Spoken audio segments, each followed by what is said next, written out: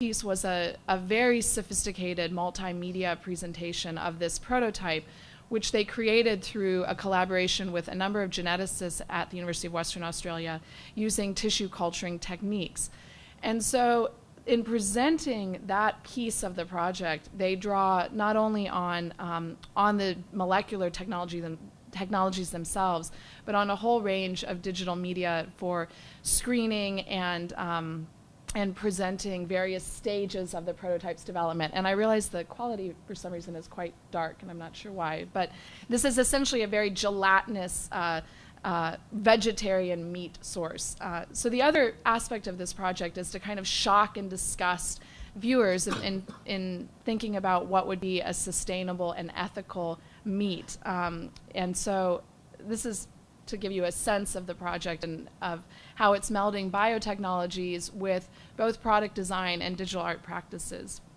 And in this sense, it really exemplifies the avant-garde movement that is known as bioart, which is a term Eduardo Cat coined in 1997. And this movement, I argue, invites collaboration between media studies and the environmental humanities, collaboration that really has not occurred at any depth so far. So in my current research project, which Kate mentioned, I hypothesize that bioartists like Zur and Kartz are interrogating the presumed antipathy between, let's say, green culture on the one hand and information and biological technologies on the other. Bioart projects like those of Zur and Kartz signal a paradigm shift happening in the 21st century within Western environmentalism. And for me, this shift can be described as one from historical emphases on wilderness preservation and resource conservation toward new investments in biotechnology, digital media, and material science, all of which are aiming towards resource creation rather than resource conservation. So we see in a number of these bioart projects an attempt to create new forms of life. And that project is happening through sort of emergent practices, both in digital culture and in molecular biology. So here we can also consider the work of Brooklyn-based green design collective Terraform One, which I have already mentioned. In a recent series of manifestos, the collective's founder, Mitchell Joachim, takes green architecture to task for what he calls a bland aesthetic that affects only incremental change. In response, Joachim offers up radical ecological urbanism, which aims to converge experimental practices in architecture, art, and design with those in the material and life sciences.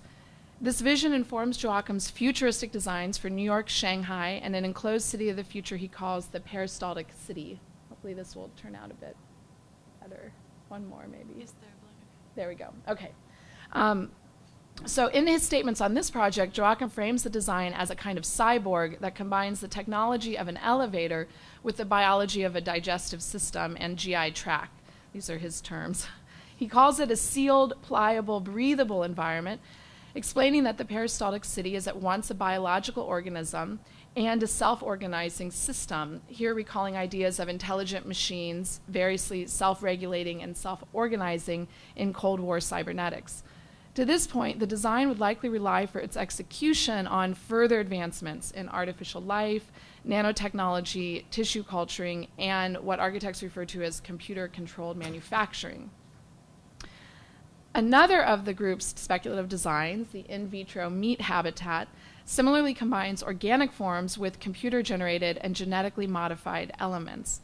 A collaboration of Joachim, biochemist Oliver Medvedek, and an urban planner, the meat habitat team proposes to grow urban dwellings out of biological tissues cultured in a lab, extracting these materials neither from forests nor from industrial salvage yards. The building would be constructed out of what Joachim calls three-dimensional printed pig cells. And this is another point of interest, I think, for the wider themes of our roundtable, which is the sort of fascination among bioartists with 3D printing and its potential for transforming our relationship to space and to the built environment. So I would argue that a fairly complex and provocative environmental ethic informs an endeavor like the meat habitat. Joachim claims that this future urban dwelling models a victimless inhabitation of space. And he describes this as victimless because no living sentient being has been harmed or exploited for its construction. Rather, the raw materials are created in a molecular biology lab. Despite the many risks that we wouldn't develop this kind of potential responsibly, Joachim holds out that the codes of both DNA and computers are crucial to fostering sustainable cities. Such projects then are blending a utopian vision of the green city with cutting-edge designs that profoundly unsettle our sense of the ecological. And once again, like with disembodied cuisine, disgust is a very important affect in these projects. On the radical edge of professional architecture practice, Terraform One is best understood as a shaping force within bioart, or what Rita Rayleigh terms tactical media. Their work converges experimental practices occurring across media and disciplines. And this convergence reveals, in my view, how integrated digital culture, life science, and environmentalism are becoming in the 21st century. And I'll just end here by saying it's this kind of convergence that I think calls on scholars in media studies and scholars in the environmental humanities to start building intellectual and research bridges to understand the implications of this kind of work, both for emerging practices in digital culture. And you can, I hope, see, and I'm happy to talk more about how informed this project is by a whole range of digital practices, but also in the life sciences. And the ethics around that convergence, I think, is a really rich site of inquiry for the humanities broadly. So I'll stop there. Yeah. Thank you. Our next panelist is Alisa Freedman, who has lots of images, so she will. Yeah, I don't know if I need the mic. I have a big mouth. And I have to tell Carol that I do have less than 100 PowerPoints. Barely. Where is it? Which she's doing in under 10 minutes. So. I will. I am famous, as an addendum, I'm famous for, one, bombarding people with images, and two, speed talking. So if I talk too quickly, slow me down. If I'm bombarding you too much, close your eyes. Let's hope this works. And I will keep this to 10 minutes. Well, as this is queuing up, what I am going to say is I'm going to go a bit macroscopic on you. I'm going to give you some ideas. I don't really have a field. I have multiple fields. So my thoughts on how digital culture is influencing the study of Japanese digital media, popular culture, and literature. So still in its early stages, my interdisciplinary research explores how digital technologies have shaped gender roles and redefined notions of books, literature, and popular culture in Japan. As I said, I'm going to bombard you with images and then 3 example texts. My theory is that books it's quite obvious, and to state the obvious, books are changing and so are the ways that we study them. Popular culture, which is never neutral, teaches us much about the values of the society that produces and consumes it. Popular culture especially has constructed images of Japan at home and globally.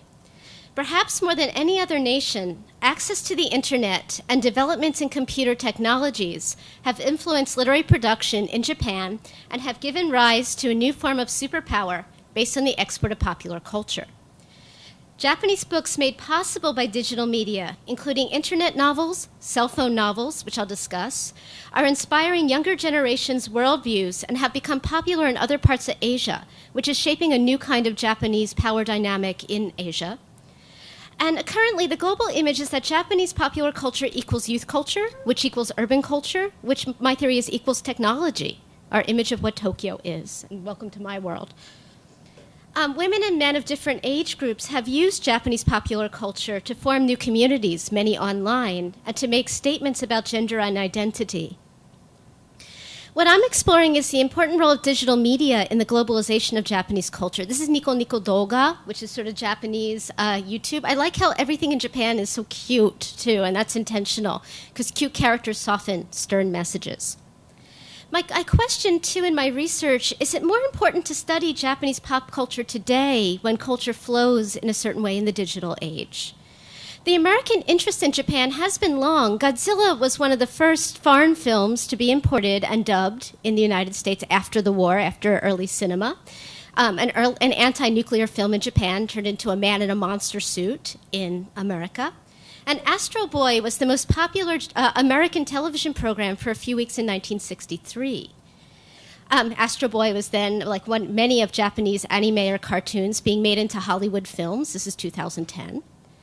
I'm studying, especially exploiting my students for their knowledge, the generation that was born and came of age in the 1990s and grew up with Japanese anime, cartoons, video games, especially Nintendo, manga, graphic novels, and more.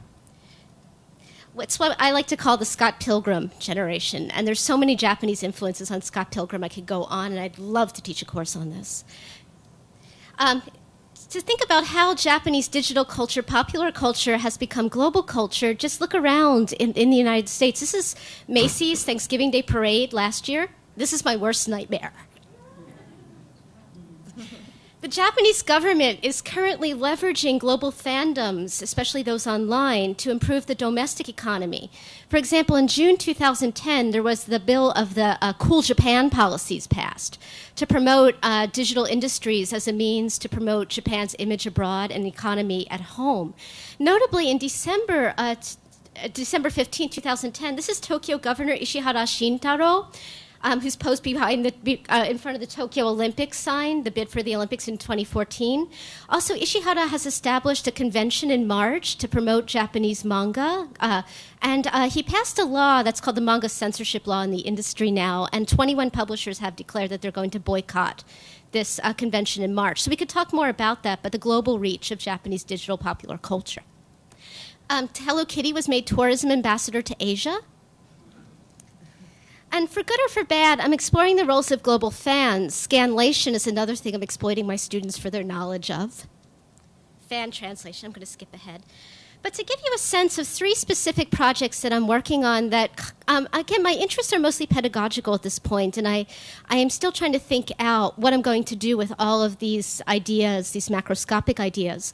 But I am working on 3 specific ways of coming about this. One is my fascination with Japanese nerd culture, or otaku. And otaku is now in the OED, but it's a word that was coined in the 1980s to denote someone who spends a lot of time and money pursuing a hobby, either for profit or for pleasure. And the term mostly now applies to antisocial men who lock themselves up and craft their identities through being online networks or watching a lot of DVDs on horror films or anime and getting knowledge of computers or graphic novels. I'm fascinated by the networks of otaku online. In Japan, most posts on online forums are anonymous. Otaku has more positive connotations abroad than it does in Japan, and has constructed the notion of Tokyo as a technological wonderland. What I'm interested in is the role of women in these discourses, both the construction of otaku identity in Japan and the global academic discourses about it. You could just tell by the book covers, and when I sign these texts, I have to apologize to my students for the boobs. But there's been a lot of sort of objectification of women's roles within otaku, that women are just objects of desire rather than producers of culture, and I'm exploring that further. PowerPoints are jammed. My second project that's manifested more specifically in a series of talks and an article, I'm looking at how these themes coalesce in a phenomenon, a transmedial phenomenon called Train Man, Densho Otoko, which was a best-selling internet book, film, 4 manga series, stage play, and even adult video based on a supposedly true event that was launched by a nerd or otaku writing to an online anonymous community asking for help on how to ask a woman out on a date. He supposedly saved her from a molester on a train, which is rare. People in Japan don't usually interact very much in public spaces. What fascinates me is that this narrative unfolded online through anonymous posts, but then was edited into a book, including the ASCII art, and it completely shaped the publishing industry, started a burst of internet books. It was also great for the publishing industry since Train Man didn't reveal his true identity, nor did the posters. Who gets the copyrights? Who gets the money? The publishers. It also gave rise to new languages, and I'm fascinated. I'll show you some of my fascination with cell phone languages in a minute, and how these new languages are changing Japanese or global images of Japan. And a lot of these languages are very visual.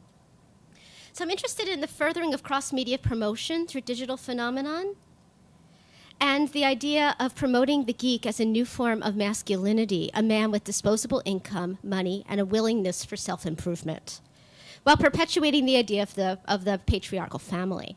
Train Man launched a series of self-help books, fashion guides. Napoleon Dynamite was called Bus Man. The article also helped me to explore the ways that social networking is changing how we create, circulate, and consume stories. I'm looking at Mixi, which is the Japanese Facebook. Again, in Mixi, you have to join through invite, and posts are a form of anonymous. Very different from American Facebook, even though Facebook has now more members than Mixi in Japan. And I'm fascinated by the decision last year of the Library of Congress to archive Twitter. What is that going to say about our stories that we tell? I argue that social networking and new media are enlivening rather than killing books. And this is one thing I explored in my class this year, book trailers and mashups. Specifically, I'm writing an article about cell phone novels and text languages. Cell phone novels in Japan, keitai shousetsu, were a novel form that was popular in 2006, 2007, that the fad has since died out, but it's left a lasting view of authors, copyship, and publishers in Japan. The fad started because Japanese providers were among the first in the world to allow unlimited text messaging. Japanese cell phones, I don't know if anyone has been to Japan, it's a cell phone country. You could do almost anything. You could do such fun things with your cell phone. You could even, the iPhone is the best-selling cell phone, but you could even decorate your cell phone with cell phone straps. You could bling it with Hello Kitty to personalize your technology. There's ads all over the place for cell phones using cute characters that you could buy for your cell phone strap. And there's even cell phone ebook readers. They haven't taken off as much as they would like, but I think the iPhone has killed this idea. But these cell phone novels were novels that were specifically written for the small screen. They weren't written then transcribed or translated for the cell phone. They were written to be read on the screen. And this has changed the way Japanese, which is usually written vertically, to a more horizontal format. And you have to pay attention when you write a cell phone novel about where your words end. So they're mostly dialogue-driven. They're horrible to read. They're not just like Jane Austen bad, they're bad.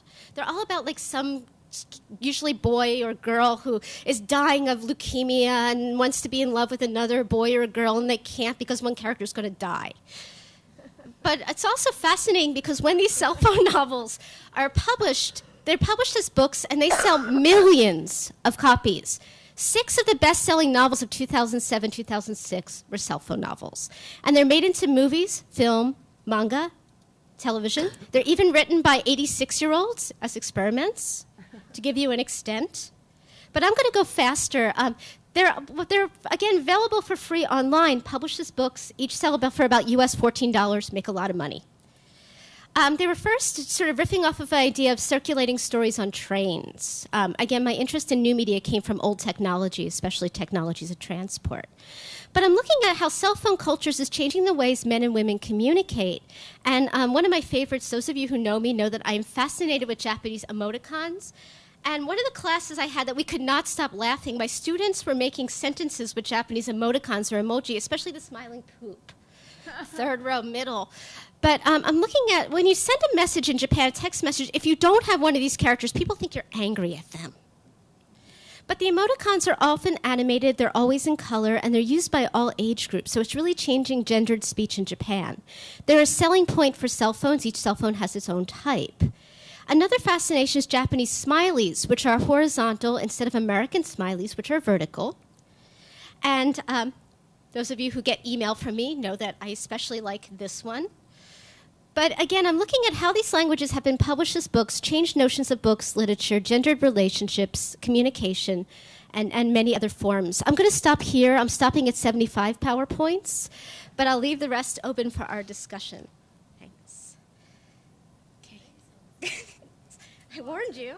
All right, so now, Colin, you don't have the images, right, Colin? No, but I'll. You want to talk here? I'll Okay. stand up there. Okay. Just so people have something to look at. Can that be the background? That's perfect. I have to slide this.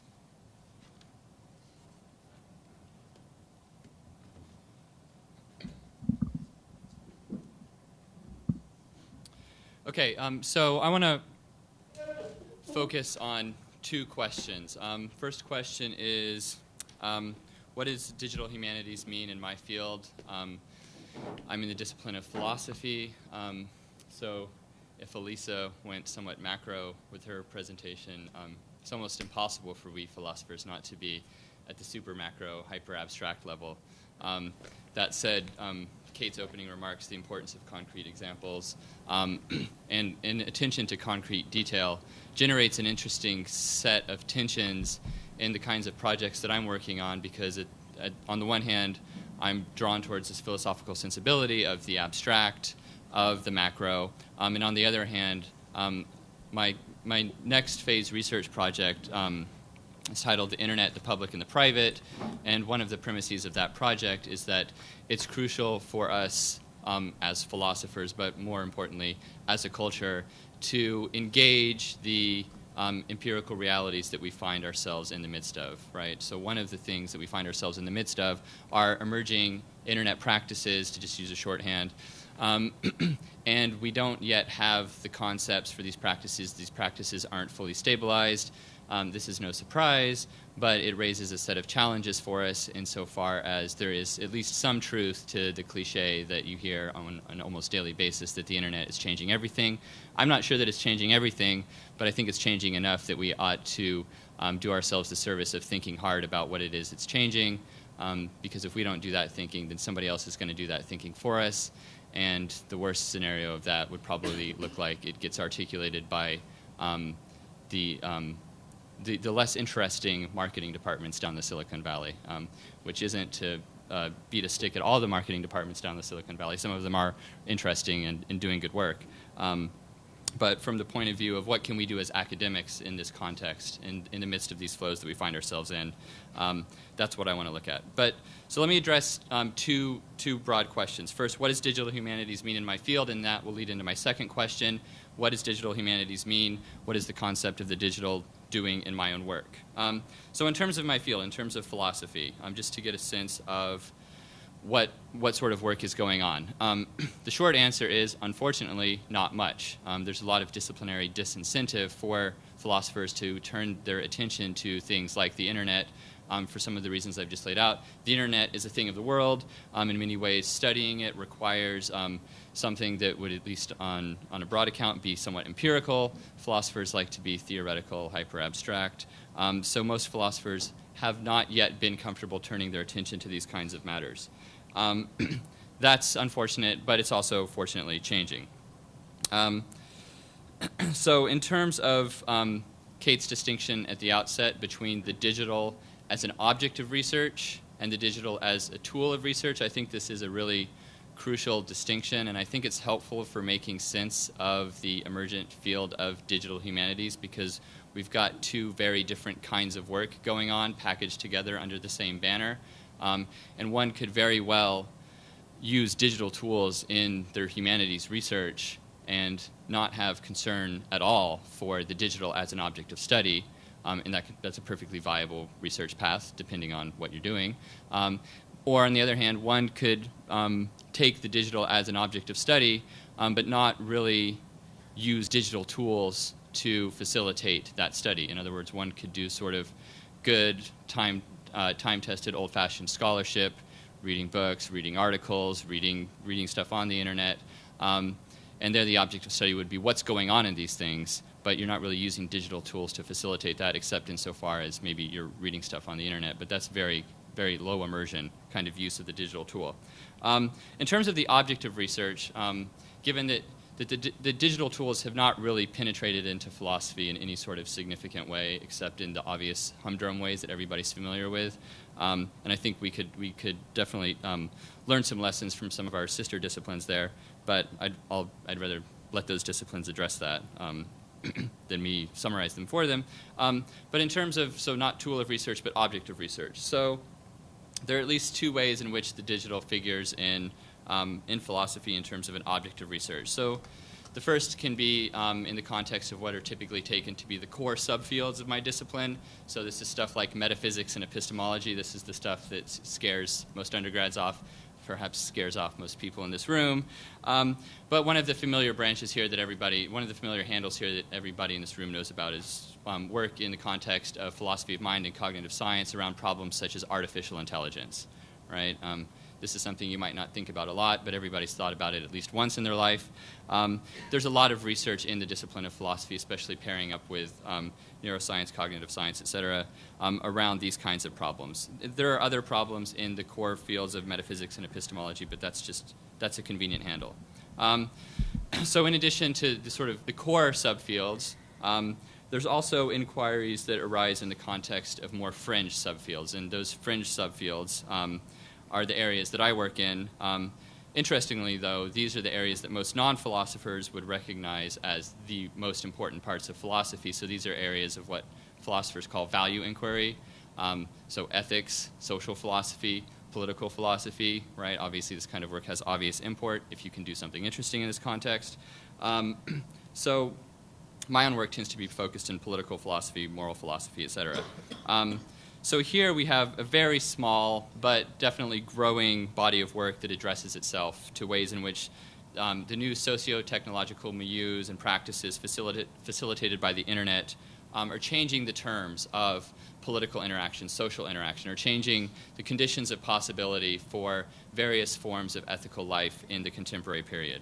And if the internet is changing everything, certainly one of the things, or some of the things that it's changing, includes political questions about how is democratic deliberation conducted, for instance, right? There's a lot of work by political theorists and political philosophers on deliberation. I mean, that's been the central conceptual thrust over the last 20, 30 years, and now there's a lot of work emerging. Well, what would e-deliberation look like, or what does online deliberation look like, or what forms could deliberation possibly take in the context of the blogosphere, et cetera?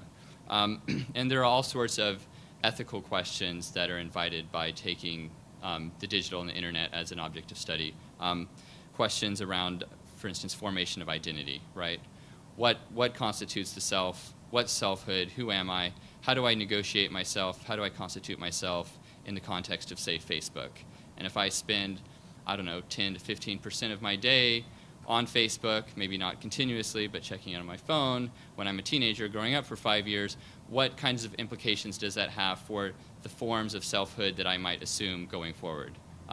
That's a classically philosophical question, right? Couched in terms of contemporary empirical subject matter having to do with how the internet imposes new conditions, new constraints, facilitates new forms of selfhood in these areas. So let me drill a little bit more into how the digital figures in my own research here, okay? And do you want to just give me a note when I have 2 or 3 minutes? I forgot to look at the time, so. Well, let's call that 5, and then, does that sound right? Was that 5 or 6? Okay. So just as a first sort of side note, let me say that that I have this research project on the internet, the public and the private, that I'll describe in a second going. But so far, my efforts have been more directed towards trying to bring the digital, the internet, et cetera. You see that I'm grasping for the appropriate concept here. This is something that people in the digital humanities do. There's not really a stable consensus around what's the right conceptual architecture for asking these questions. But the digital has definitely figured in my work as much in my teaching as in my research. So Kate mentioned this course I'm ramping up for next year, Philosophy 123. This is going to be a 100-level, large lecture format philosophy course focused mostly on various problems or aspects of the internet, including some of the problems I mentioned before and some that I'll come to in a second. And so one of the challenges for me in a course like this is not only to stand up in front of a room of 150 students and say something interesting about the internet that they can take away with them, but there's a nice opportunity to immerse themselves in the object of study, or to provide a venue such that they can immerse themselves in the thing that they're looking at. So one of the interesting opportunities that this kind of course provides is transforming some of the traditional pedagogical venues, such as a discussion section, into something more like what I call a collaboratory. And that's not my term, but a laboratory for collaboration, right? And so, and I think that sort of collaborative work, which is definitely not the norm in philosophy, and it's not the norm in the humanities generally, I think unfortunately, is something that it behooves us all to address in the context of our teaching and our research. And we've got at our disposal a wide set of new tools or practices that make that available. And I think that's one way in which academia, both at the research and the teaching level, really needs to play catch up at this point. I mean, we're at least a decade behind the other professions that we would want to see ourselves set beside at a cocktail party or dinner party in terms of the hyper-individualism of our model of research, and even comparing the humanities to our sister disciplines on other parts and on the other side of campus, right? There's just a deeply individualistic cast to this research. At least let that be a comment to my own discipline. I think that probably applies to other disciplines in the humanities, but it certainly applies to philosophy, where collaborative work is officially discounted. That doesn't work in the classroom because our students don't need to go out to their first interviews down in Silicon Valley or up in Portland and say that, oh, well, I'm very good at working on my own, and I don't have any experience working on a team. Right? I've spent a lot of time writing papers in my bedroom at 3 in the morning with a lot of coffee. Well, that's great, but I don't want to work with somebody like that, right? And it's not necessarily clear that we should be imposing these kinds of constraints on ourselves if we shouldn't see them imposed on our students, but that's another question. I'll just leave that as a question. Okay, so let me just say 2 minutes worth of stuff about this book project that I mentioned. Okay, so what I want to look at is how the internet transforms conditions of possibility of existing conceptions and practices of publicness, privacy, and the relation between the two. Right? So again, the title is The Internet, the Public, and the Private. My pitch for what would make this be a philosophical project is that I'm looking at transformation at the level of conditions of possibility. So there's both sort of the empirical question of what new kinds of things are going on, but there's the more sort of meta-philosophical, what Immanuel Kant would have called critical question of conditions of possibility. So you've got this new thing womped up in the world back in the 60s, 70s, 80s, 90s called the internet. Most people think about that in terms of the web, which comes along relatively late in that cycle in the mid to late 90s. So this is a thing in the world. We increasingly use it. How does it alter conditions of possibility for ways in which we practice and conceptualize privacy, publicness, etc.? And you could ask that question for all other sorts, for lots of other kinds of political, ethical concepts as well. I'm focusing on publicness and privacy and their relation, in part because I take the public-private relation to be the heart or quintessence of contemporary liberal democracy. As it developed across the 19th century and continued to pace across the 20th and now 21st century. I think theoretically, textually, if you look at all the great works in political theory, that's the core argument that's being had. And you can really make a lot of sense of ways in which there's a great shared agreement in practices and concepts between both left and right in contemporary American political discourse in terms of seeing how many of the arguments that are had are arguments over what counts as public and what counts as private. This is an easy way to make sense of the debate over the debate last year in healthcare. It's an easy way to make sense of the WikiLeaks scandal, right? It's a debate about should these things be public or should they be private? What's the proper role of government? So this is canonized in John Stuart Mill's On Liberty in the 1850s, and it's a question that's really at the heart of contemporary political discourse. So the internet, broadly construed, is interesting because it raises problems and new kinds of problems, new kinds of conditional problems for our conceptions of the public and the private, right? It brings into world new socio-technical factors, new social factors, new technological factors that force us to alter the way in which we're thinking about conceptions of publicness and privacy. So one sort of banner to pitch this kind of project under is to say these new conditions suggest that we need new concepts, right? Our existing concepts of publicness and privacy are breaking down in all kinds of interesting ways.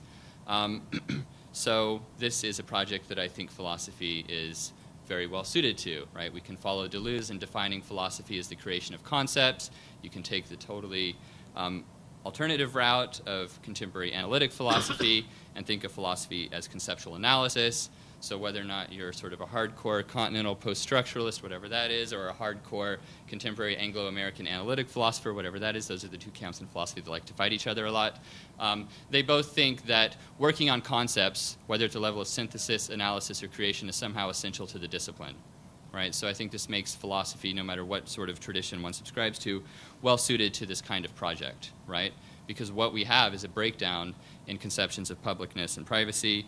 And just to give one last little example of that, we've got this breakdown right at the heart of my project in terms of this word or concept that we all use a lot, the internet. Okay, this concept, as it's been offered to us and as we continue to pass it along, as I pass it along in my everyday speech, very misleading, right? Singular noun, as if the internet, the chair, the table, you know, the elephant, the banana, the internet, as if it's something that you can point at, as if it's an object in the world, as if a noun is suited to its label or its description, right? It's not a noun, it's not a thing. If you really wanted to make the case that it's a thing, you'd have to point to all this immense bundle of cable laying under the ocean and, you know, passing throughout the country, and the protocols by virtue of which things at two ends of those cables can understand what's going on between, and then, you know, all these boxes with little lights flickering and doing all this stuff.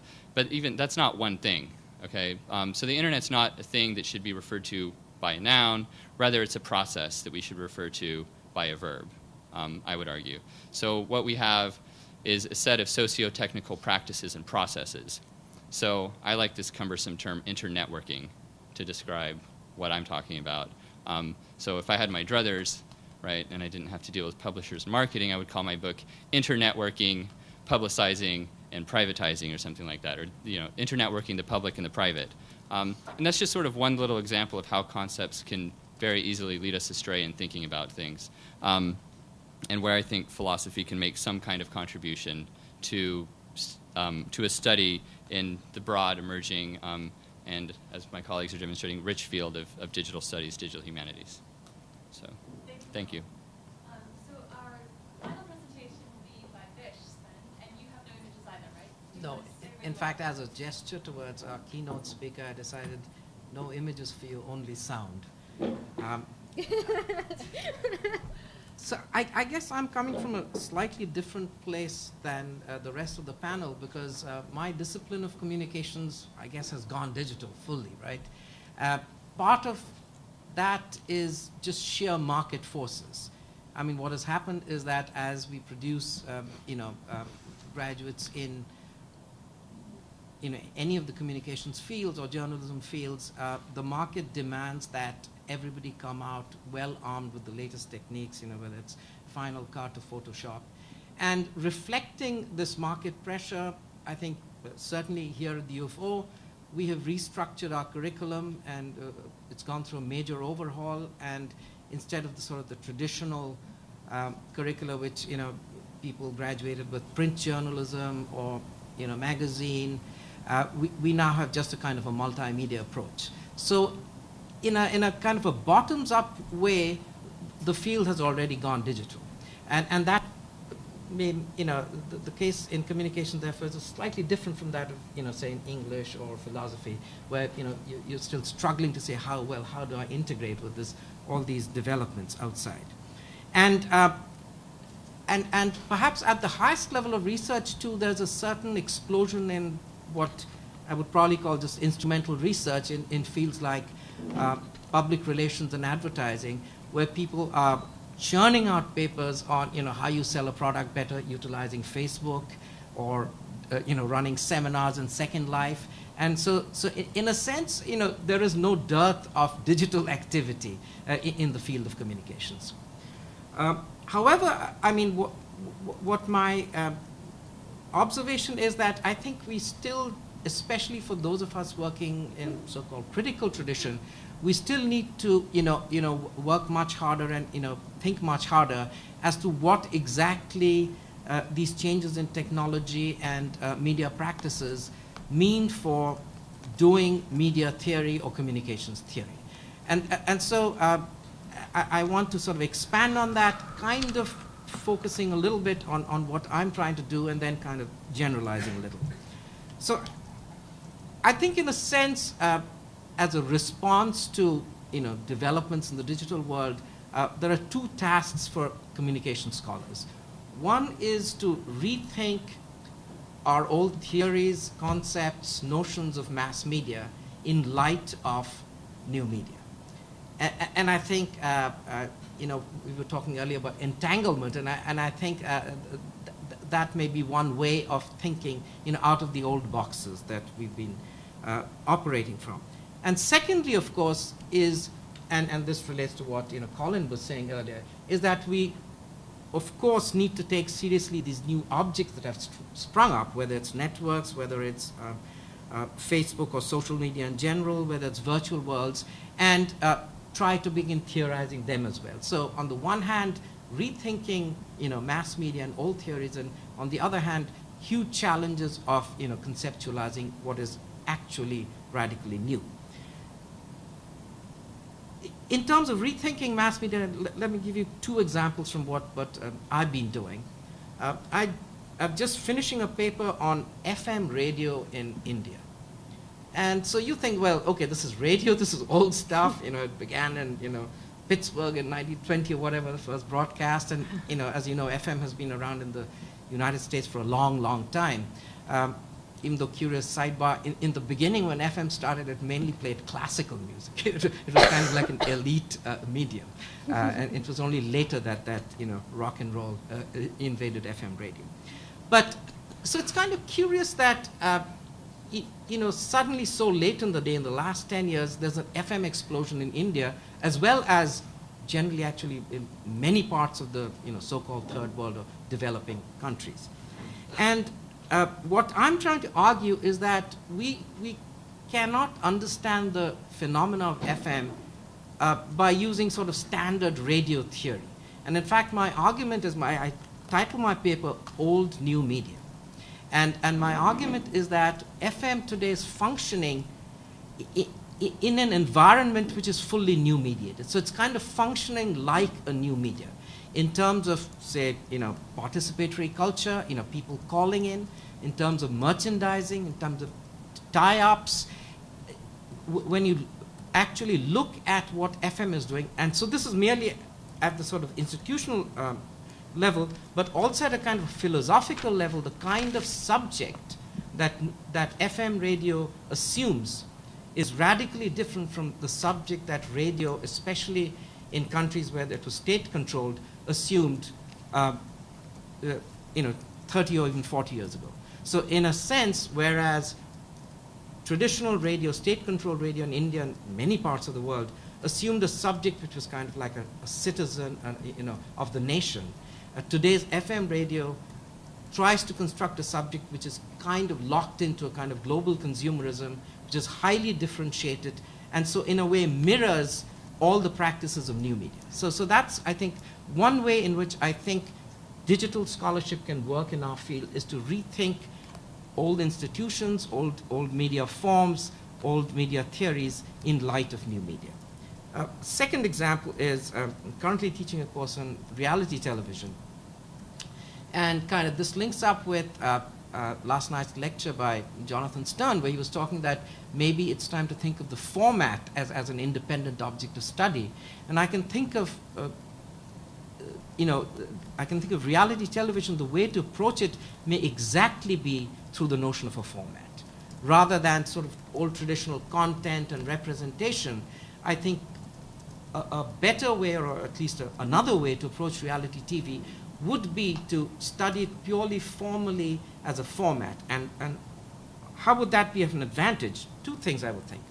It seems to me, for example, that if you think of reality TV as a format, it then kind of explains why perhaps it's the most global form currently around.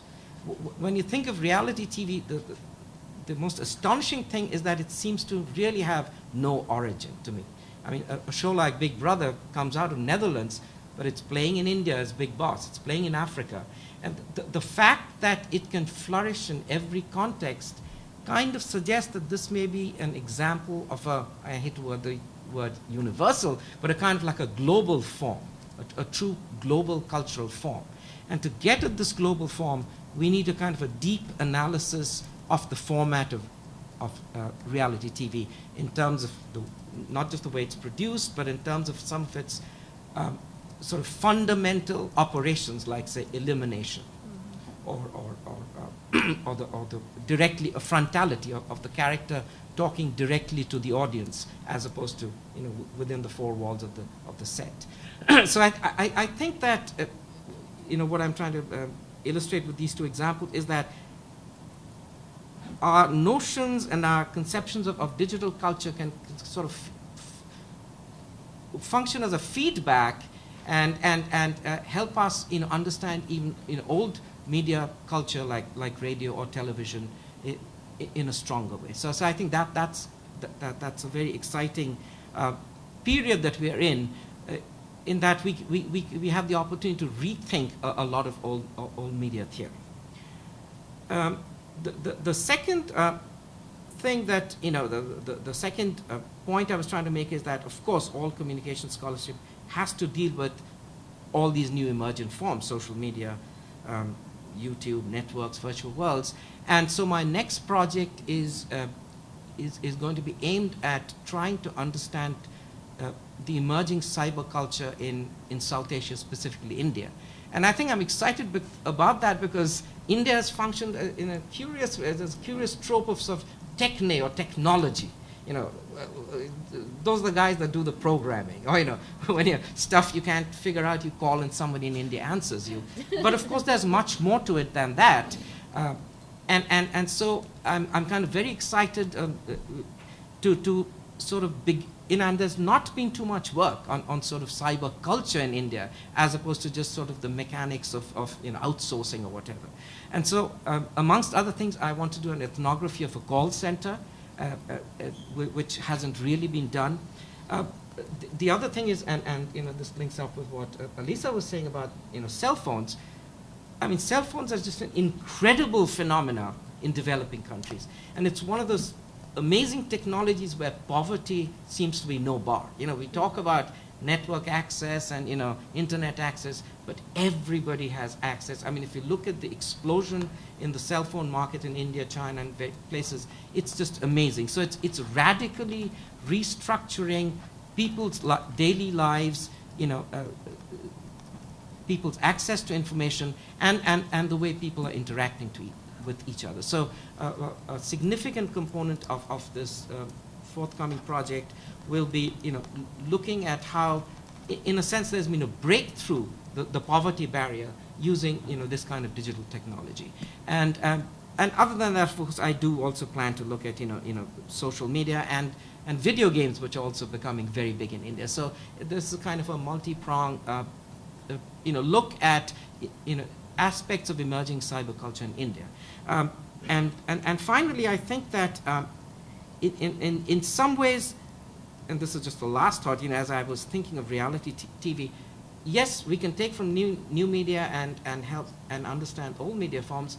Of course, it goes the other way too. And I'll just close with the thought that just occurred to me, that I am sure now that there isn't that much of a difference between Facebook and reality TV, and that I think that in some ways I think Facebook is a kind of reality theater in which real people, just like in reality TV, are sort of enacting certain portions of their life. So I'll just end with this kind of teaser or this kind of speculation that both old scholarship about old media energizes our new media, thinking about new media, and vice versa.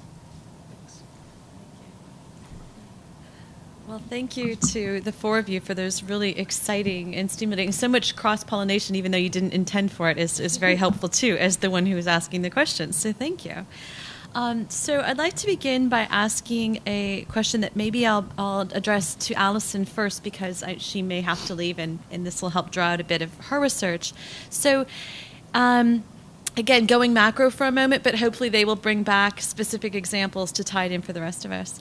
So in recent years, humanists are giving new emphasis to research on humans' multisensory relationships to media forms. We just heard a great talk about the MP3 and audio culture, for instance. So there's this new emphasis on humans' multisensory relationships to media forms, but also to the objecthood, or you might even say the agency of these media forms themselves. We might think of titles that are selling extremely well right now. For instance, What Technology Wants from You. There's no from you. I'm just saying. It's sort of frightening. What technology wants, and presumably is going to get. Or on the more positive side, titles like Cognitive Surplus, right?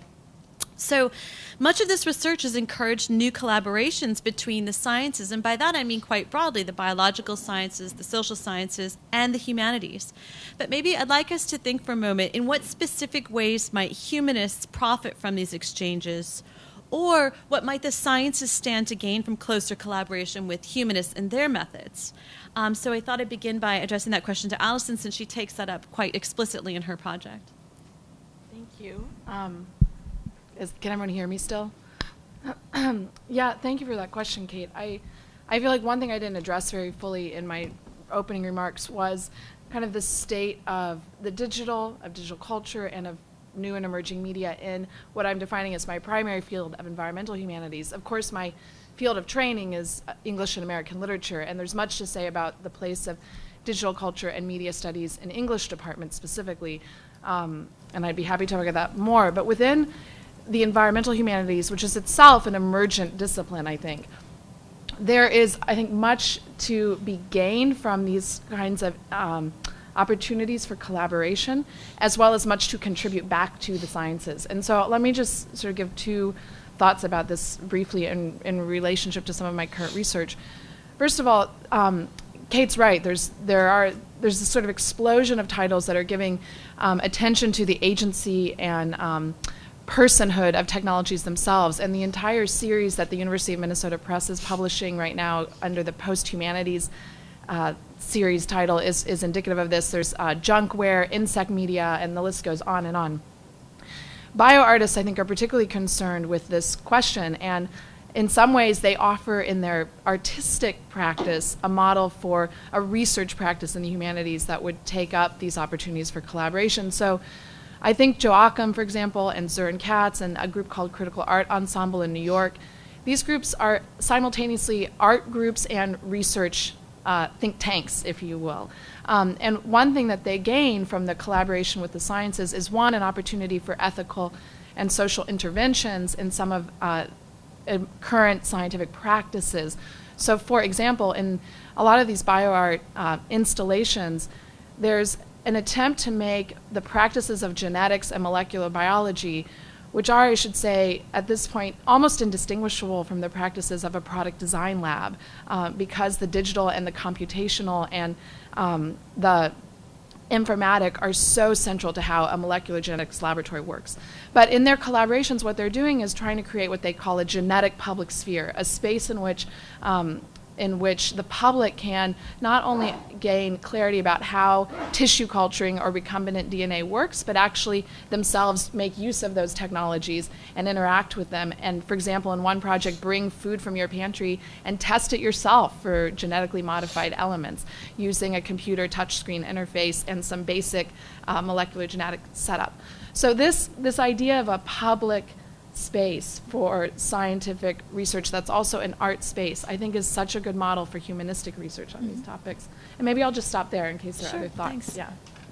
Bish, it looks like you have something to say. No, I was No? Oh, you're just smiling. looking at Alisa. Do any of you want to follow up on that, or should I move to another question? I mean, I'm curious about maybe following up on this idea of the attention to the multisensory, or, of sort of bringing the digital into a kind of. So the question might be something along the lines of why now, right? What is the Right. relationship between the pervasiveness, perhaps, of digital technologies and the attention toward multisensory engagements? Yeah. If you guys have anything to say. I mean, I guess I'm a little cautious about the question, in the sense that it's a question that I hear a lot in the academy, and people on the street ask a lot, but it seems to me that, at least with my object of study, the internet, you get a narrowing of the senses. I'm the kind of person who always has my speakers muted. I don't like it to be a hearing experience. I like it to be a visual experience. Mm-hmm. Some people add in sound, watching YouTube videos, etc. But there's no sense of taste or smell or touch, and I think the research is that's very far away from what I understand. Smell-o-vision is already left us. Okay, well, but thank maybe you. I don't know if Allison, you have. Oh, no, I would just say, I think that's why these projects, they probably don't sound on the surface like these are projects from digital culture. And there's a lot more for me to say about why I would want to situate them in that way. But I think something like Disembodied Cuisine, which is a prototype that relies so profoundly on both new media for presenting that prototype, but also actually for computers physically doing the work of the design. But that's also an attempt to kind of make something that has a digital trace, a digital foundation, take on flesh, as it were, and be something we consume bodily and has tactile features, as well as a screen-based installation happening alongside the eating of that thing. So yeah. Thanks. Anyways. Yeah, to sort of riff off of this, one thing that digital scholars are facing within the study of Japan are the virtual laws that are starting to govern both the discipline and the objects of study. Like I briefly went over, just briefly sped by Bill 156 that was passed in Tokyo this past December, regulating the content of graphic novels for so-called virtual children, the virtual children law. Child pornography is not accepted in any rate or any means, but what constitutes how to regulate the content of digital culture, of new media.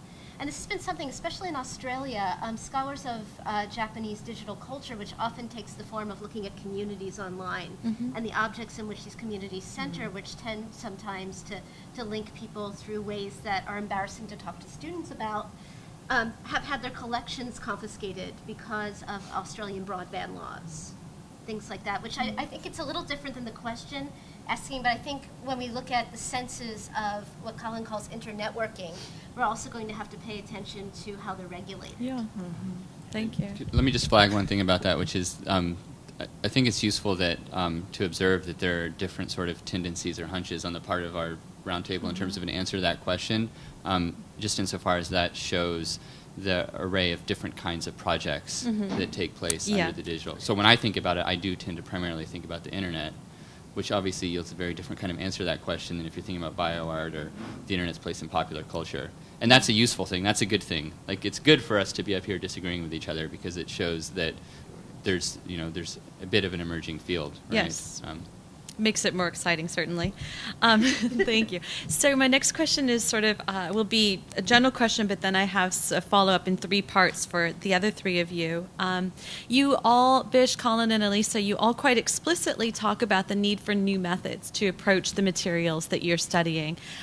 Whether or not that's been fully resolved is another question, and indeed it seems like a lot of your project is trying to come up with those methods. So Bish, you explain how cultural studies, in another description that you gave to me, and I think that you would have incorporated this into your remarks today given more time, you explain how both cultural studies and positive social science miss the mark somehow in defining the new of new media, or in discussing somehow in a meaningful way new media. And I'm wondering what might be if you've got an answer, that would be great. That would be a better approach. But if not, I would love to encourage you to tell us what we should know about networks. I know that network and network theory is important to your research. Yeah, that's a tough question to answer because, it takes a lot of hubris to say, I know the new method. But, to just go back for a second to my earlier, the observation I made, it seems to me that a lot of the social science research on new media just treats it as, another new kid on the block. It's like, okay, there were 1 to 5 things, and now there's a 6th item, but we still use our same analytic variable approach, say this is the independent variable, how do people recall things they see on whatever, information on Facebook, just like you would do on newspapers. So in a way, it's just been replicating the old social science models of doing research. And to some extent, I think the sort of cultural studies writing on new media has focused on the traditional concerns of cultural studies, which is the politics of representation. And so what you get is, of course, very good work on, gender roles in, say, Second Life, or, or video games, or traces of race and racism in the internet, and all of that is valuable work. However, it seems to me that if new media is indeed new, we need to come up with concepts and approaches which are adequate to this new phenomena. And of course, obviously, I don't have an answer right now. And I think Colin was struggling with the same thing, saying, right. We need to come up with concept. But one way out may be through a new kind of formalism. And maybe because if cultural studies has taken us too much into sort of the semiotics of things, maybe we need to return to a kind of formalism and following maybe literary criticism or something, and look at the actual mechanics of things. And that's why, for me, if I'm thinking of reality TV, it's not that interesting as to how women are portrayed. I mean, it's much the same as in other contexts. But for example, what does elimination mean?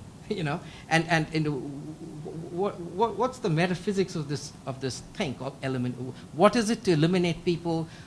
Why do people, after they're eliminated, when they're sort of riding off into the sunset in the taxi cab, like an Apprentice, they look completely empowered and subjectivized. So what's happening there? It's not like elimination is some kind of excommunication, where you sort of hid in shame and never appeared.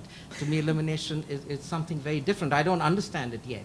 So I guess what I'm calling for is a kind of a set of formal study of looking at the form of some of not just reality TV, but of course Facebook, and of course what is it to whatever defriend, unfriend, all these little things, and kind of building up again from these kind of tiny micro analyses of concepts and practices. Thank you. Alisa, I'm wondering if you could sort of field the same question, but let me give you a little bit more to work with. So your research, your dazzling array of research you presented includes internet books, Twitter haiku, cell phone novels, and a couple other things I couldn't write down quickly enough. So I would assume that conventional methods of literary criticism probably fall quite short of capturing what it is you find interesting about these. And I'm wondering if you could articulate a bit more for us what kind of methods appeal to you for working with these objects of study. Sure, that's an excellent question, and I wish I knew the answer. Instead, dealing typical Alisa fashion, I'll give you another example to bombard you. One field that I was thinking about listening to Bish's talk too, that's exploring this idea of how to handle the new and new media as global fandoms, and how to study something that the fandoms are created collectively, generated collectively, circulate in a different kind of fashion. Certain kinds of global fandoms, like you get an example, and maybe speaking to Anne's work too, like fans looking at fan fiction or fan filk, popular songs, or different kinds of media generated collectively through communities online. I don't know if you can apply the same kind of critical tools to analyze these media, but people are very conscious that they're using vocabularies that already exist within prior studies. And then how do you negotiate yourself in something Carol's exploring and David Baker in the study of video games? Like what kind of critical tools do you use when, one, you're a fan, and two, you're dealing with image and text in new ways? So I'm answering your question with more questions, but what I think is fascinating about this evolving, we're taking the tools that we already have and we're spinning them in new ways. So we're starting at point A and we're ending up at point X.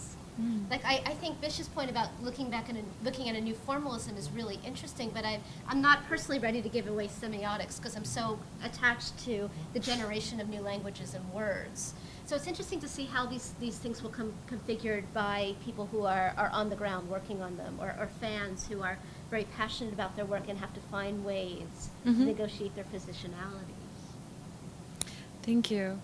Colin, so you explain how, you ask us to consider how the internet age requires new concepts, essentially, for rethinking public and private. And I'm wondering, in a sense, I'm not a philosopher, but we could think of something like Martin Jay's book, Downcast Eyes, the denigration of vision, right, throughout 20th century thought, and maybe a bit longer. I'm wondering, along those lines, in terms of the emphasis on vision, whether positive or negative, are concepts that we have, like, for instance, surveillance and spectacle, so deeply embedded in the 20th century, are these concepts still helpful for us for thinking about public and private? Certainly. I mean, I think it depends on the concept. Yeah. But I think that we operate now with a whole raft of political, ethical concepts that just don't serve the kind of socio-technical environment that we live in anymore. So concept of privacy, you see it breaking down all over the place. You see it breaking down in the courts. You see it breaking down in the Times, right? And so what do we say about the Rutgers student who killed himself because his private life was made public by his roommate through the use of various web and digital technologies? I don't know what we say. I don't have an answer. And the positive thing that I would put forward is that if anybody in this room or in any room thinks that they have a good, clear, obvious answer to that question, they're probably not being attentive to the hyper-complexity of the situation. So in terms methodologically, let me just summarize my 2 books in 30 seconds and say that in terms of this project, I look at these things from 2 angles. One is the angle of how problems get generated, or problematization. So I draw on Michel Foucault and a host of continental philosophers working in the tradition of genealogy to historically examine how do things that were previously stable and well-formed become problematic. So the claim I'm making is that privacy is problematic. What counts as publicness is problematic. So I think it's useful to do historical research on how that came to be the case. And then a second thing that I'm interested in doing methodologically is drawing on the pragmatist tradition, so this is what my first book is about, in terms of understanding, well, how do we respond to the problems that we face in the present? And I think in the context of an internet project, one really has to go anthropological here. Maybe that's just because I spend too much time hanging out with anthropologists, but I think something like multi-sided fieldwork that people like George Marcus talk about would be useful in that context. But the orientation there methodologically would be towards problem solving. So what kinds of new solutions and practices are people coming up with in the context of, say, file sharing, in the context of, say, free software and open source software? And in the context of running political campaigns, right? In the context of what's going on in Egypt right now, right? What kinds of new practices and abilities and skills are people facilitating by use of these socio-technical systems, and how are these portable to other problem contexts? So it's a bit of a dodge of the question. But You can get back to me on that. It's okay. So another question, and this one addressed broadly to all of you, and hopefully you can change it and go with it as you like. So we live in what, at least according to Lawrence Lessig, and I doubt many would argue with him, although you might argue with his politics, we live in a remix culture. Thanks to digital technologies, even inexpert users can manipulate existing songs, literature, film, art to make alternate versions very quickly that they can then reproduce or distribute quite easily as well. And I'm curious, you can, again, take this into your specific fields. It's a pity that Kartz Ucci, our digital arts professor, is unable to join us because this is really a lot of what her work is about. But in any event, how does media recycling, you might think of it instead of remixing, or media recycling, I sometimes like that better, change the nature of representation or communication? Can anything be remixed with anything? Do we need to develop perhaps an ethics of remixing? As opposed to a politics, which is slightly less interesting, I think. Can I address the previous question? Absolutely. It's just sort of last comment on Colin's thing about privacy. And I was just wondering that, well, clearly privacy is under siege, right? As you're saying, and I'm just wondering that in a network culture, if our being is now going to be network being, what is the value of privacy? I mean, how does it help you to be not heard, in a sense? And so maybe there's something inevitable in this erosion of privacy because there's going to be increasingly no value in privacy. And for that matter, when I look back on the value of privacy coming, I guess, from a fairly non-private culture, I don't even fully understand why it was even valuable in the first place. So that may be worth thinking exactly what was valuable about privacy over private. But it seems to me definitely that today, if your node is not flashing, you are not. You don't exist in a manner of speaking. Right. So to me, there's absolutely no value in being silent and being unheard. So in a sense, I think maybe there are good reasons why privacy is vanishing. And maybe it's a good thing, as didn't Eric Schmidt say that of Google? Said privacy's dead or something? Or who cares about privacy? Yeah, he said that. I mean, I would just modulate that remark a little bit and just say privacy is transforming. The value and the values which it underwrites and which underwrite it are transforming. Nobody in this room wants to live in a privacyless culture. There's at least one fact about you that you can call to mind right now that you don't want everybody in this room to know. That's privacy. There's value in that. Is there value in the forms of protection, the forms of regulation, the forms of technical encoding of privacy that we've built up around ourselves? There's some value in those, but those are inimical to new forms of publicness that we have in place. So my view is that it's transforming and that it's too fast to say we need to get rid of it or we need to hold on to it. But it's too deeply ingrained in liberal democratic culture and our whole conceptions of who we are to just assume that we can get rid of it. But that raises the challenging question, because then you actually have to do the hard work of thinking about, well, gee, what are those new values? How do we articulate them? And how do we draw the lines? Right, and how do you, once they're articulated, how do you instantiate them in our built environment? That's not easy. How do you instantiate them technologically? And with specificity to context, as Bish was suggesting as well. And culture. Yeah, right. Did you want to follow up? I was just going to say, I think Bish's comment and Colin's follow-up actually connects to this question about remixing and very recycling. nicely done. Well, wow. Because what immediately brought to mind are two recent New York Times Magazine articles that some may have seen. One was The End of Forgetting, maybe 3 months ago.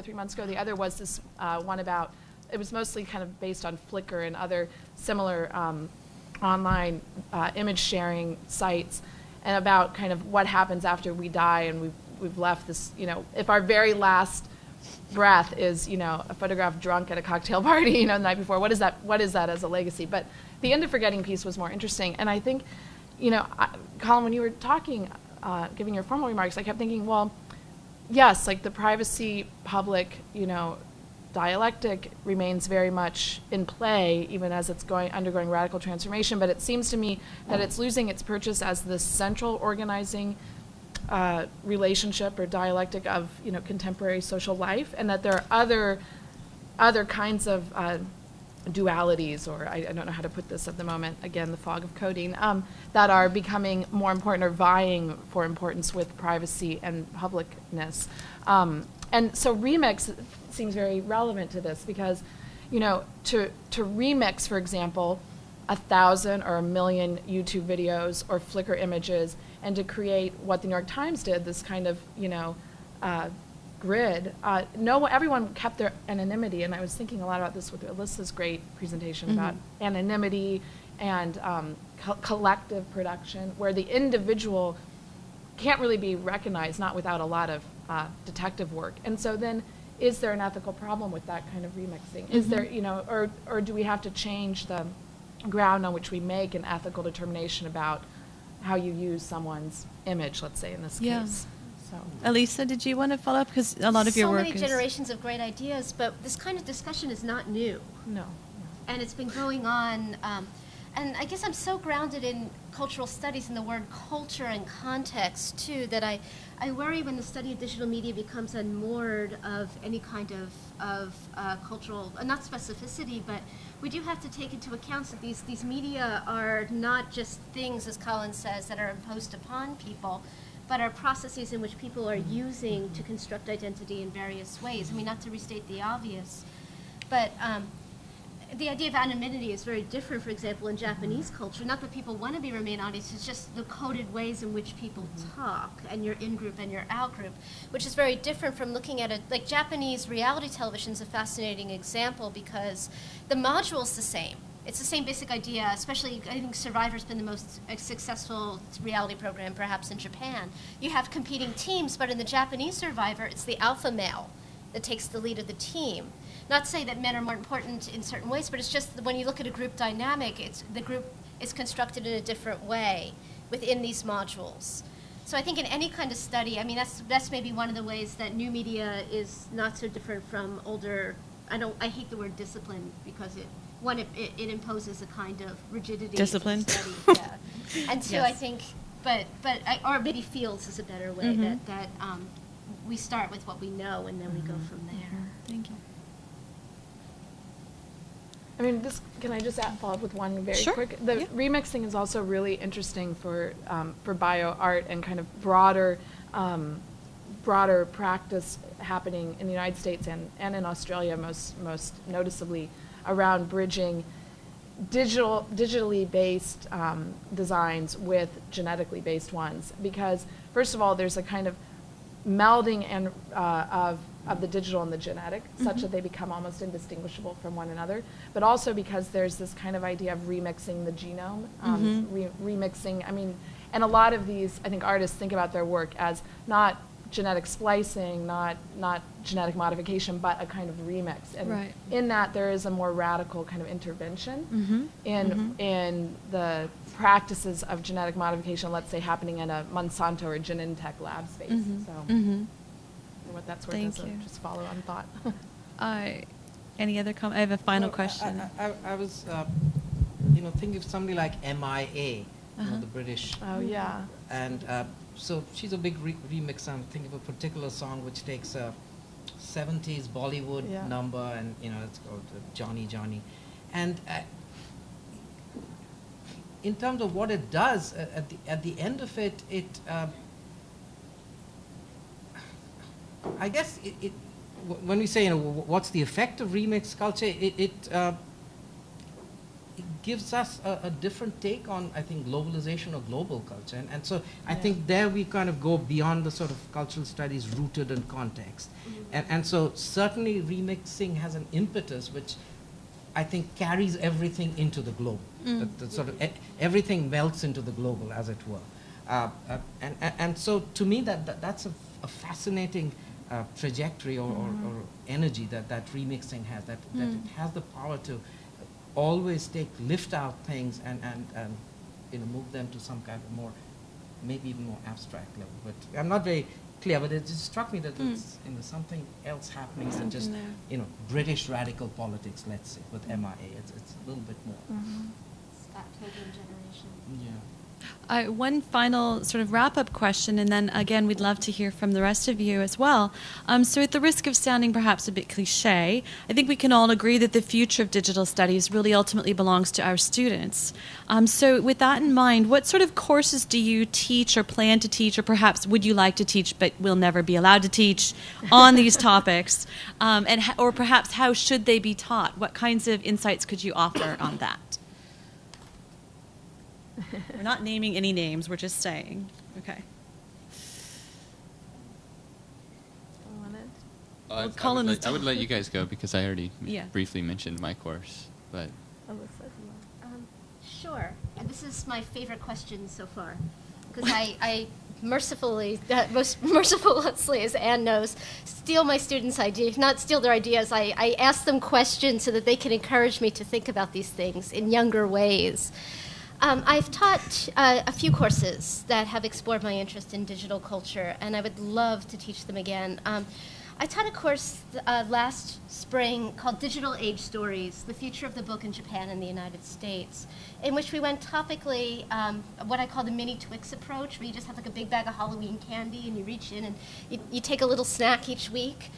It can get a bit sickly sweet, and we don't read too closely into these ideas. We just generate them and hope that the projects will launch off and have more space. This is self-criticism. Being able to read more thoroughly in a survey class would be helpful. But in the survey of digital age stories, we looked at different forms of remix culture. And the students generated such fascinating ideas. Like, we ended up doing midterm projects. One of the options was book soundtracks, because we started on the discussion of the intersection between sound and reading and the process of reading. and audiobooks, book trailers. And the students came up with some fascinating book soundtracks. I also taught an experimental seminar this past fall on J-pop globalization, Japanese culture in the world, looking at how Japanese popular culture, and this is going on Bish's point, is really a global culture in a way, especially through new media. I think more so than other global cultures. Like I asked my students, a lot of my students didn't realize that Pokemon was Japanese, that yellow Pikachu monster I showed you quickly on the Where did they slides. think it was? I mean, just out of curiosity. What? Where did they think it was? And they just thought it was global. Global Yeah, it's just, capitalism, it's just Pokemon. You collect the cards, Okay, you buy sorry. the red and blue Pokemon, you generate Pokemon fan songs online. It's culture. They don't really think, or my students were thinking in terms of, hey, this is Japan. Or watching Miyazaki Hayao's animes like Totoro, thinking of Totoro as this is my view of Japan. They're just thinking, isn't this cool? This is a new media for my generation. And a class I would love to teach in the spring, and I'm still negotiating with my department, is fan fiction / fiction fans, where I'd like to explore the politics, culture, and economics of fandoms, and especially fandoms of literature. Great. The class that I propose teaching next spring, and we'll see if it comes together, is, it's at a 100 level, and so I called it Media Ecology's Green Media. But the idea of that course is to actually really introduce students to some new work on the material and ecological impact of new and emerging media and of sort of the infrastructure, from great work like Elizabeth Grossman's work on high-tech trash to this fascinating online film called Toxic, a Garbage Island. I feel like it should be called a garbage love story, actually, but which is about the Pacific garbage islands. And so to actually kind of, get them thinking about what digital media and related technologies would look like to us if we explored their sort of full life cycle, as it were. But then I'm also hoping in that class to do some work with all of the great scholarship that has already been done on media ecologies. And I think that course will have a whole range of primary materials, and so we'll see how that goes. Great. Bish, any? Well, I've taught a course roughly called The Digital World, both in English and in journalism, which is kind of like more like a survey thing, looking at internet law, social media, just dipping into many of the aspects. But I would like to develop that more and teach a single course on network culture, so that's one of my plans. Great. I've also taught a graduate seminar on new media theory, but maybe that was one time because it doesn't look like I may offer it in the near future again. And while I was thinking of that, I remembered a reading from that course that I didn't understand as one observation, and maybe somebody in the audience can explain it. But it seems to me that Kittler says somewhere that now with all this information looping around, there is no more media. And if somebody can explain that to me, I'd be happy. What is it to say there is no more media? That's one thing that I could figure out after that course. Good old Kittler. Well, maybe we'll leave that for a different day. We do have a little under 5 minutes for some questions. If anybody would like to pose questions, we would welcome that. Yeah. Oh.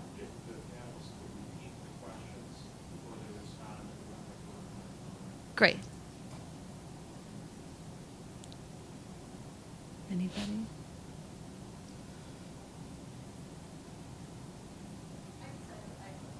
Yes. And it's largely for the panel, but mostly for Colin and Bish, who are more engaged in the conversation. It has to do with the sort of assumptions embedded into your argument about the public versus private. You really felt that, if points you were treating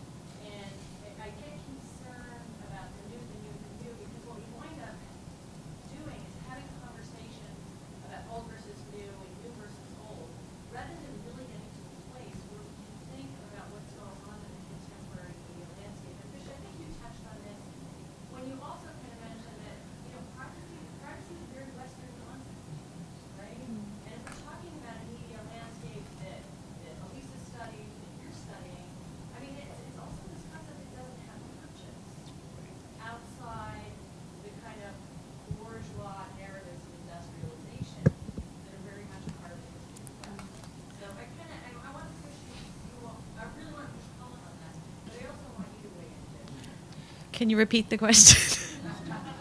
Just Do go you ahead wanna- and summarize how about- that. Do you want to summarize it, Kate? I was waiting for you to do that, actually.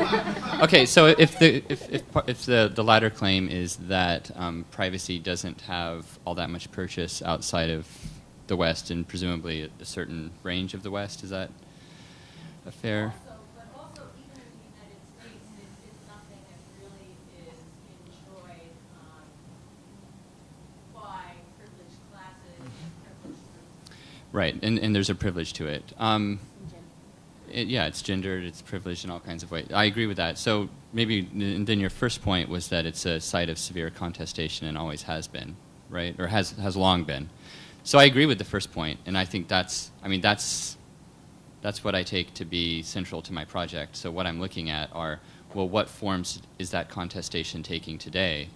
And the more ambitious version of this book was like a project that was way too big to take on, but it was looking at the way in which the public-private distinction is being contested and transformed in the context of new internet technologies, in the context of globalization, in the context of the new social movements, in the context of the emergence of consumer capitalism. So all these, there's a contestation over public and private coming together in all these sites.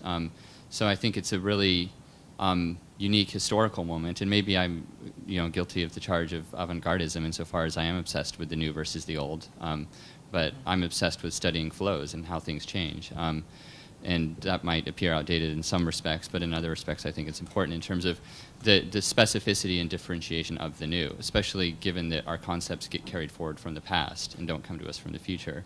So I'm not sure what the difficulty would be there, because I guess there's room for suggesting that the newness is not that there's a conflict. The newness is the form the conflict takes now, or the form the contestation takes now. So, for instance, feminism gets transformed in the context of these new socio-technical practices. Consumer capitalism, right, and all the challenges to privacy and identity that raises gets transformed when you've got the internet, right? Well, Lindsay, I think that's part of what I'm taking issue with is understanding that those are all the motors of change, right? The agent of change is the internet, right? The internet is transforming feminism. The internet is transforming politics.